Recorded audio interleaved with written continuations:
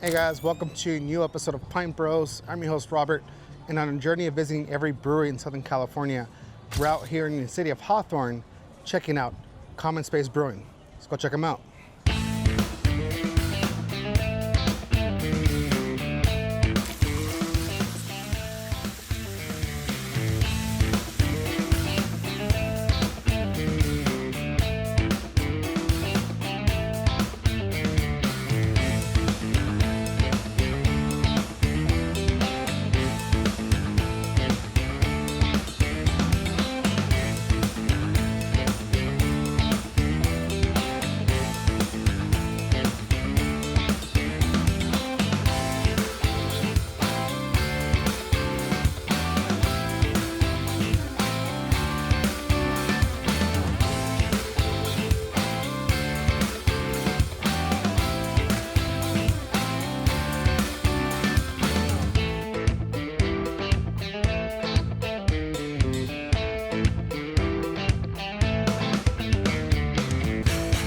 All right, guys, I am joined here today with the head brewer of Common Space Brewing. This is Andy.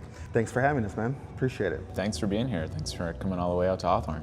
When you're driving up to the place, you just don't fathom how big this place is. Like, how many square feet? Do you have any idea? Oh gosh, I'm the wrong guy to ask that question, but our ownership group, the founders of the company were really happy when they found this place, and it's been great ever since. We do all of our production here. We have a large tasting room, plenty of event space. Our entire distribution team, because we're a self-distributed brewery, they load in all of their vehicles here in the building and then head out to the city. So it's nice that it's a large enough facility to basically everything in our entire business happens here. So just seeing how big your tap room is, your brew house, even your really nice patio area that you guys have out there, pretty damn spacious and really well laid out, which I thought was cool. And it's all kind of open concept too, which is nice for people that are more into how the sausage gets made. You're essentially in the cellar of the brewery when you're in the tasting room, if you're inside. How long has this place been here? Yeah, so we just had our 7th anniversary a couple weekends ago, but we've been here longer than that. I believe we broke ground here in end of 2016. We opened to the public in, I think, April of 2018. You have everything in-house. It's enormous. Can you give me a little rundown of what you guys have there when it comes to your production line? Yeah, so it's a 3-vessel, 30-barrel brew house.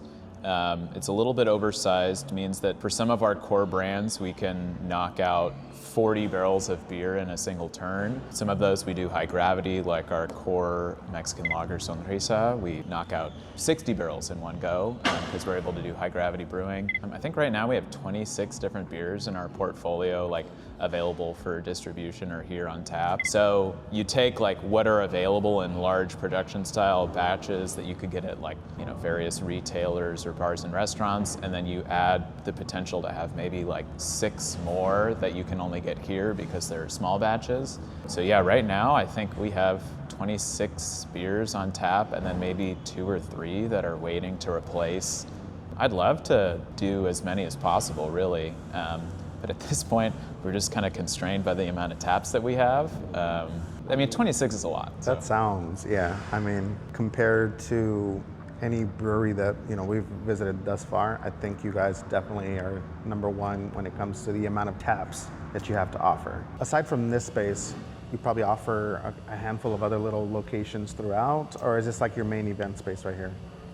Where we're in actually right now is our smaller event space. We have that big warehouse out there that we clear out for larger event spaces like weddings. I had my wedding reception out there, or quinceañeras or whatever. There's all sorts of fun and creative stuff that people come up to fill a warehouse with. But yeah, we have a few other private events, or maybe not private, but other event areas in the front of house, tasting room, the beer garden. We have a second beer garden on a lower level. We have these different little lounge areas. Yeah, when it's all up and running, it's pretty impressive what our front of house team is able to accomplish. I'm lucky that I just have to deal with the fermenters in the back, and as many moving pieces as there are back there, I'm not the person that's dealing with all of the events, because they do an awesome job of organizing. For sure. These things. I could imagine. Do you mind showing us around? Yeah, let's do it. Let's check out what Common Space has to offer. Sure.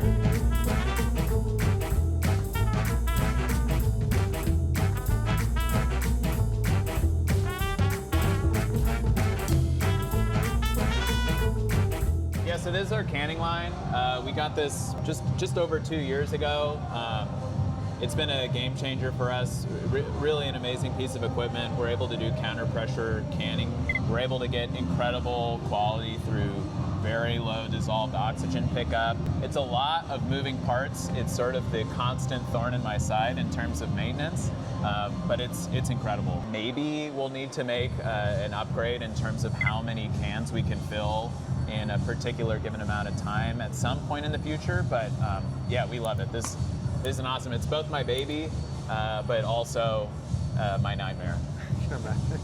So this is our cellar. This is where active fermentation is happening. You can tell that there's actively fermenting beer, where if you look into this blow-off, you see that the byproduct of fermentation is yeast consumes sugar, produce alcohol, other fermentation flavors like esters, and outputs carbon dioxide. If we kept that carbon dioxide in the fermenter, it would both carbonate the beer, but it would kill the yeast because of the excess pressure, and that's why we have all of these buckets sitting around with sanitizer. 3 vessels, so we have our mash tun over here. This is where the grain meets the water, and we start converting all of those starches into sugars. So there's our mash tun. From there, everything gets transferred over into our kettle. So here's our kettle. This is where all of the pasteurization happens. We're boiling the wort after being transferred from the mash tun.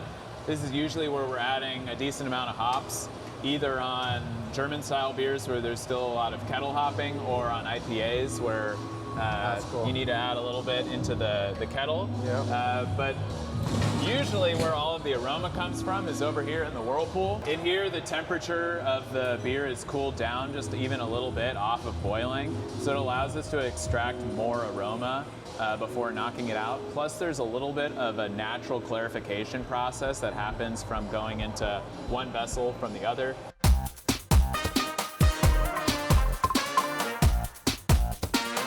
So they've already gone through a decent amount of beer this weekend.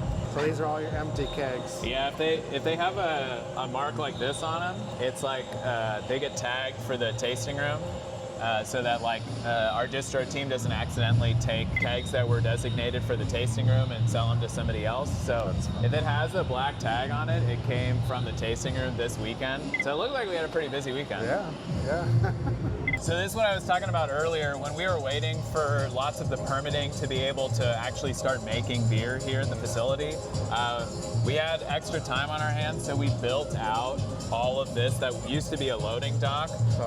So like this whole platform here, all of the railing, the ADA ramp, everything, like we built this up in the time that we were waiting for everything else, because we had this vision of, man, it's sunny over 300 days a year here. Yeah, Like, and especially the way that you guys decorated it and everything, it just gives it more of a homey vibe. so we built out this, what obviously used to be our receiving and shipping dock, into sort of a second little beer garden. We call it the Oasis, I think. So yeah, it's a nice little like overflow beer garden for when this place is too packed, people start navigating down there. Yeah. Good. Again, another good use of the space. Yeah, for sure. Why not? Yeah, I like it.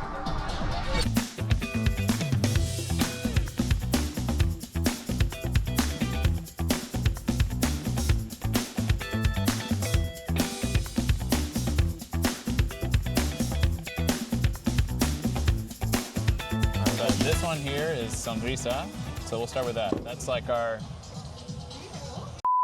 #1 seller, basically across every metric that we look at. Okay. It's our lightest beer on the menu. It's like as approachable as it comes. Yeah. This is Con Amor, which is our amber lager for people that want like a little bit more of a malt-driven beer.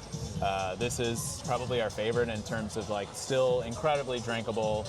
The one in the center here is our hazy IPA Food Fight. We can talk about the hops as we go through it, but it's our like core hazy IPA that we have all the time. And then the last one is Good Signs, which is our core West Coast IPA. Same thing, we'll talk about the hops as we go through it, but Cool. this is our Mexican lager. As you can see, when you look through it, we were talking about the centrifuge earlier. Yeah. This thing is like Yeah. beautiful, she's right? Beautiful. She's so clear. Cheers, man. Cheers. Just It's great. clean, really Super easy clean. drinking. So light, so clean. Roughly 20% of the fermentables of this beer come from corn. The rest is like imported German barley, which is, in my opinion, the best in the world when it comes to making lagers. You could pretty much have year-round any kind of meal. I think it would go with. It's a very easily something that goes with everything, pretty much. So next is Con Amor, which is, in our portfolio of like really light to dark. It's like sort of in between in terms of the malt character. In terms of drinkability, I would still rate this on like one of our more drinkable. It's again pretty low in alcohol, 4.6% alcohol. Okay. But it's packed with the same German barley, but also German specialty barley, Vienna malt, and a few different types of crystal malt, Special W, and Caramunic. I wouldn't necessarily go so far as to say, I suppose there are some caramel qualities to the malt, but it's also like just really rich toffee and baked bread. It's a fun one as well. I like it. Cheers. Cheers. So you do get the maltiness in there. Some sweetness as well through There that. is. These type of malts that we use for the caramel character, the malty character, also inhibit an amount of fermentation that can happen. The yeast can't really consume those type of sugars as easily. And the color is just like, Super clean. as far as color goes, this might be my favorite. Oh, it's beautiful. Deep gold to like orange. It's awesome. Yeah, it's beautiful. So what do we got with your hazy, right? So Food Fight's next. It's our core hazy IPA. It's the first hazy we ever brewed. And so it showcases a few different hops. Citra is the number one hop in this beer. It is what I would consider to be like a Citra dominant beer. Okay. We also throw in Mosaic, which gives you some of that like overripe fruit, maybe even like a little bit of like dankness or berry character to it. Fills out this like fruit salad palate. Yeah. And then finally there's a sprinkling of a hop that is in the industry can be controversial, Sabro. So Sabro is a relatively new Neo-Mexicanus varietal, meaning it's like a wild, part of its lineage is wild hoplet. I think it's, again, 6.5% alcohol, so it's not as heavy of a IPA as you can get in the market. Well, let's try it out. Yeah, cheers. Cheers. All the different experiences that this thing has, it's fun. It's fun. I like too that it sort of like finishes on that texturally that coconut thing. It's an inviting flavor for you to like finish on before going back for more. Yeah. It isn't really like a lingering bitterness either. That's what's so exciting about hazy IPAs is they are like generally lower in bitterness than some of the West Coast beers. But what's funny is this is in the same vein as people coming in and they're like, I'm not really so into craft beer. We find a lot of people are like, this is their favorite in the lineup. After you've covered your tongue with it from the initial sip, the second time you still experience, there's an additional sweetness to it. There's just continued levels that you kind of experience with every sip. So the last one, but not the least one, is Good Signs. It's actually our most recent award-winning beer, and it's our core West Coast IPA. I mean, it's the stuff that like got me interested in this hobby to begin with. West Coast IPAs, I think in Southern California, we're lucky to have the best in the world. I think this is like talking about stuff where we have a very analytical approach, but the love for West Coast IPA is also this gut thing that continues to like drive us further and further into making a better and better beer. Inspired by us going to do hop selection in Yakima either 3 or 4 years ago when we got a lot of Simcoe on the table that we were like, this is unbelievable. It also was not necessarily like a typical Simcoe lot, that we were getting lots of melon character, and it was so beautiful that we were like, we need to make a beer just to showcase this lot of Simcoe. Cheers. That one's fun too. A little bit more of a traditional West Coast IPA, and that Simcoe is really the thing that, you know, you think Pliny, all of these other like world famous IPAs are predominantly born out of Simcoe, so it does have a traditional sort of grapefruit pith element to it, but there's still that crush brings in some like overripe pineapple, some floral character, maybe even like a little bit of like a guava thing going on. So, Andy, you know what? I really appreciate you showing us around.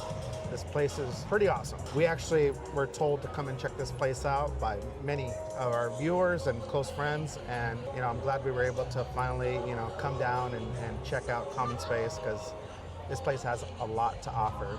So if you guys are out in the city of Hawthorne, come and check them out. Enjoy some of their beers. Maybe even check out for the like events and stuff like that. Do you guys typically post any of that stuff on your social? Or? Yeah, it's all over our Instagram. We have a mailing list that sends all of that stuff out well in advance, probably of even our Instagram. So there's lots of stuff to figure out what might bring you to Hawthorne. It's also a great place to come. I prefer right after getting off of an airplane at LAX, but some people may want to load up before getting on an airplane at LAX, so we're pretty close. Yeah. And there's a lot of really cool stuff happening down here in the South Bay. Tag us onto your beer crawl. It's a fun place. Awesome. Well, so make sure to come and check out Common Space in Hawthorne. Thanks again, man. Appreciate Cheers. it. All right.